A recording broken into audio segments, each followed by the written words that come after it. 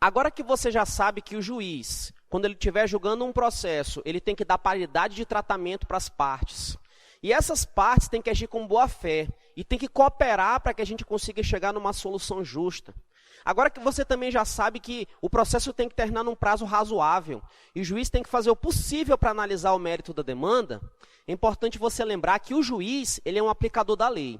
O juiz, quando ele está olhando para o ordenamento jurídico, quando ele está olhando para a lei, ele não pode pegar e interpretar observando o interesse da prima ou o interesse da amiga.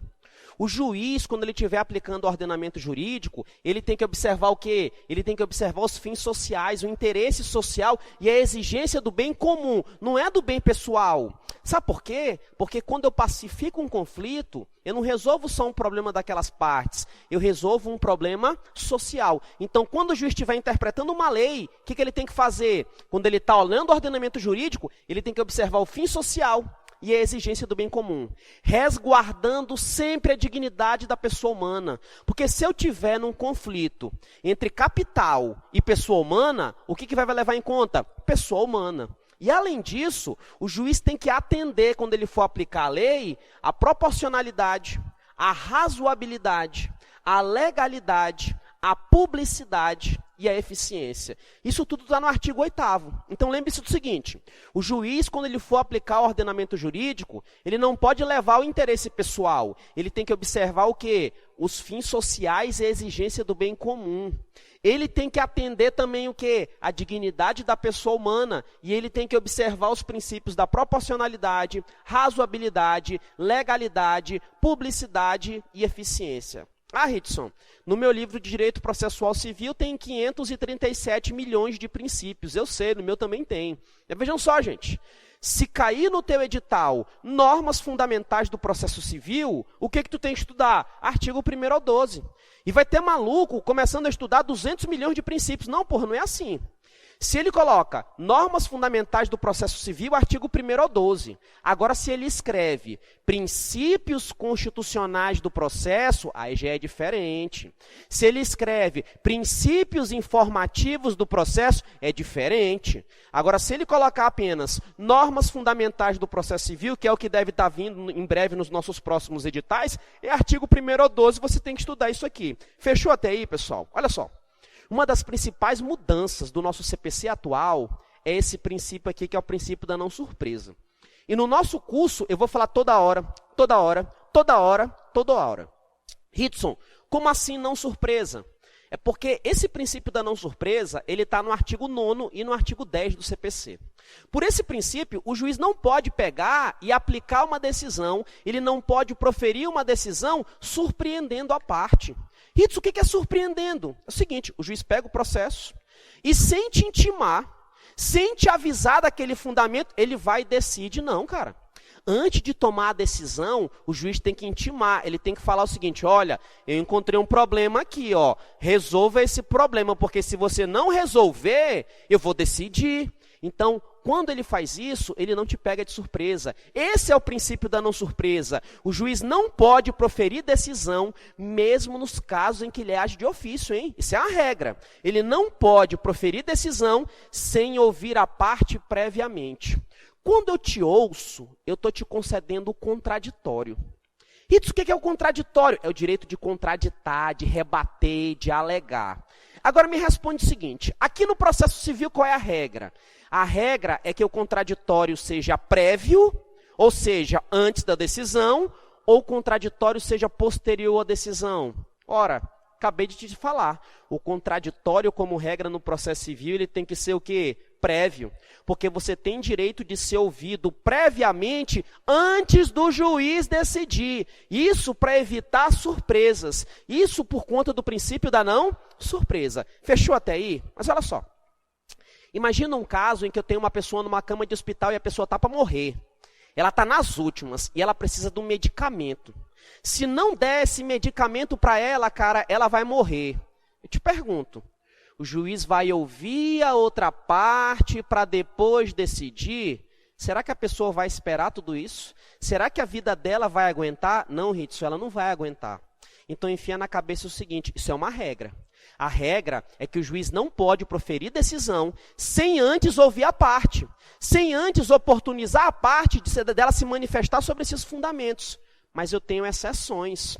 E o código diz lá no artigo 9º mesmo que essa regra ela não se aplica para as tutelas provisórias de urgência, para as tutelas de evidência e para a hipótese da decisão do artigo 701. Ritson, caramba, Ritson, o que é essa tutela de urgência? O que é essa tutela de evidência? Calma, gente, calma, passo a passo. Pessoal, quem quer comer mingau assim que sai da panela, queima a língua, pô. Você quer entender processo civil? Passo a passo. Por hora, você tem que gravar o seguinte: o juiz pode proferir uma decisão sem antes intimar as partes? Não. Por conta de qual princípio? Princípio da não surpresa. Aí eu poderia te perguntar, essa regra aqui é absoluta? Ela não admite exceções? Errado. Existem casos que o juiz pode decidir sem previamente ouvir a parte, que são nesses casos urgentes que nós acabamos de falar, mas nós vamos falar disso mais à frente. Por hora, apenas eu quero que você grave o que eu acabei de dizer. Princípio da não surpresa e o contraditório é prévio. Beleza até aí? Agora, olha só. Agora que eu já sei do princípio da não surpresa, eu quero falar sobre esses 3 pontos aqui. Tu sabe qual é a melhor forma para resolver conflito? Tu sabe quando tu sai no cacete com a patroa sai no cacete contigo? A melhor forma para resolver o conflito é no diálogo, é no consenso.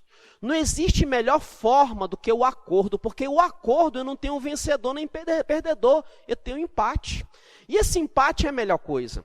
Porque o que acontece? Quando eu tenho uma pessoa que ela é condenada, essa pessoa ela não vai estar 100% alegre. Então, a melhor forma para resolver conflito é através do acordo, é através do consenso. E é por isso que o CPC diz o seguinte, que eu vou buscar, sempre que possível, porque tem vezes que não dá, tem vezes que a pessoa não quer entrar em um acordo. Sempre que possível, eu vou buscar o quê? Uma solução consensual dos conflitos. Eu vou fazer o possível para que as partes entrem num acordo. Se elas entrarem num acordo, é a melhor forma. E é interessante que esse acordo, ele não precisa ser só no início do processo, ele pode ser durante o processo. E é até importante tu gravar que essa solução consensual, ela vai ser estimulada pelo advogado, pelos órgãos auxiliares, ela vai ser estimulada inclusive no curso do processo, não é no início. O processo está lá na frente. Eu posso tentar fazer um acordo? Pode. O que eu tenho que gravar para a prova aqui? O juiz, ele tem que estimular o acordo? Tem. Ele só pode estimular o acordo no início do processo. Errado. Ele pode estimular o acordo no curso do processo. E esse acordo, essa solução consensual, ela tem que ser buscada sempre que for possível. Ritson, o acordo é uma forma de resolver conflito? É. Pessoal, a sentença, a jurisdição, é uma das formas que você tem para resolver conflito. Agora imagina o seguinte. Imagina que o teu filho é arteiro. O que teu filho faz? O teu filho pega uma pedra, olha para a casa do vizinho e taca no telhado da casa do vizinho. Pô, quebra o telhado da casa do vizinho. Foi violado o direito do vizinho? Foi. O vizinho tem direito de ter essa proteção judicial? Tem. Ele pode entrar na justiça? Pode. Nenhuma lei pode excluir, que eu já falei para ti isso daí. Beleza, gravei isso daí. Mas, às vezes, o vizinho vai lá na tua casa e... Vizinho, teu filho quebrou meu telhado, eu quero que você pague. Aí tu fala, quanto é que é o telhado lá? Deu R$50. Se você me der 40, acabou a confusão. E peça para o seu filho não fizer mais isso. Aí tu fala, tá bom, pega os R$40. Sabe o que vocês fizeram? Vocês entraram num acordo. Vocês entraram num acordo, entraram num consenso e resolveram o conflito sem a necessidade de entrar na justiça. Então, quando eu tenho um conflito, eu posso resolver esse conflito através de um acordo de forma consensual, mas eu também posso resolver através de uma sentença no juiz e também de outros meios. Eu estou te falando que o Poder Judiciário não é a única forma para resolver conflito. Eu tenho outros meios. Eu tenho, por exemplo, a mediação.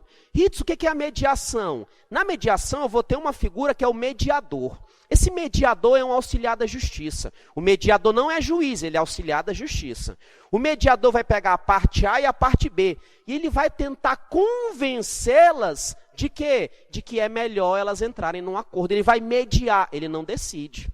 Só que eu também tenho outra forma que é o quê? A arbitragem. A arbitragem é um pouquinho diferente. As partes de comum acordo, elas pegam e resolvem o seguinte, ó, em vez de ir no juiz, vamos dar esse problema para um árbitro.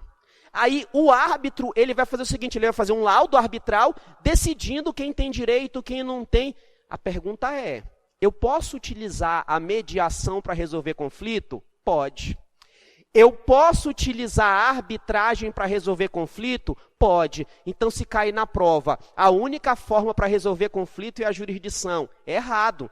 Eu tenho o consenso, que eu posso resolver através de acordo fora do processo ou dentro do processo.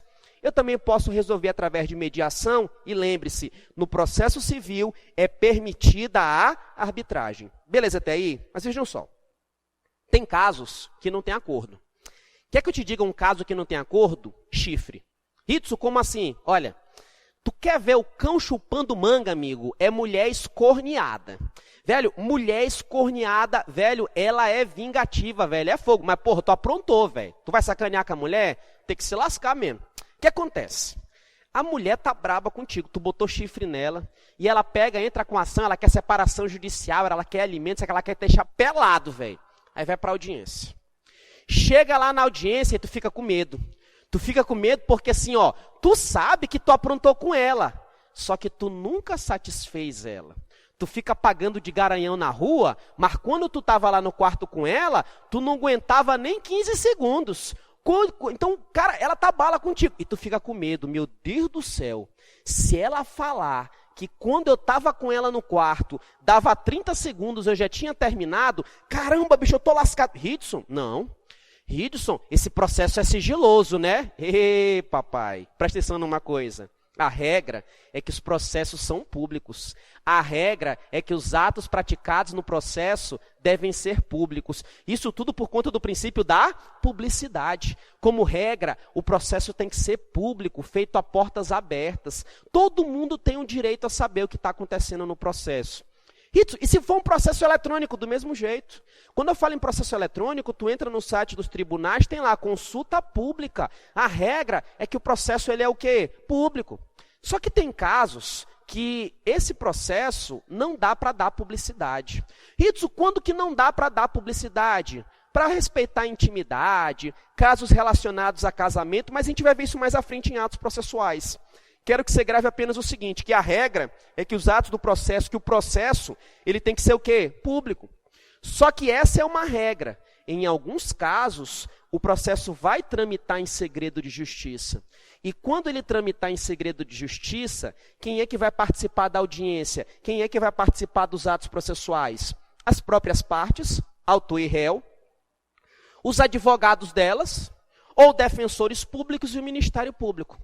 Então, o que você tem que gravar? Regra, o processo ele é público, mas ele pode tramitar em segredo de justiça? Pode, nos casos previstos em lei, que nós vamos estudar mais à frente em atos processuais. Se o processo estiver em segredo de justiça, quem é que vai ter acesso a esses atos? As partes, os advogados, os defensores públicos e os membros do Ministério Público. Beleza até aí? Acontece que o processo, para ter validade, não basta ele ser público. As decisões tomadas, elas também têm que ser o quê? Fundamentadas. E ainda tem mais. Se não for dada a publicidade devida, e se eu tiver uma decisão que não for fundamentada, esse processo está eivado de nulidade. Então, o processo tem que ser público e as decisões fundamentadas sob pena de nulidade. Agora, olha só, é o seguinte. O juiz, que nós estamos falando dele aqui, o juiz pode proferir uma decisão sem oportunizar a parte uma resposta, sem antes ouvir a parte, pode ou não pode? Não. Por conta de qual princípio? Princípio da não surpresa. Então é o seguinte, o princípio da não surpresa é absoluto, ele não admite exceções, certo ou errado? Errado, Ritson. A única forma de resolver conflito é a jurisdição, certo ou errado? Errado. Eu posso usar a arbitragem no processo civil? Posso. Posso utilizar a mediação? Posso. O juiz, sempre que possível, ele vai dar a sentença. Ou o juiz, sempre que possível, vai buscar um consenso, uma decisão consensual. Não, Ritson, sempre que possível, ele vai tentar um acordo, né? Beleza até aí.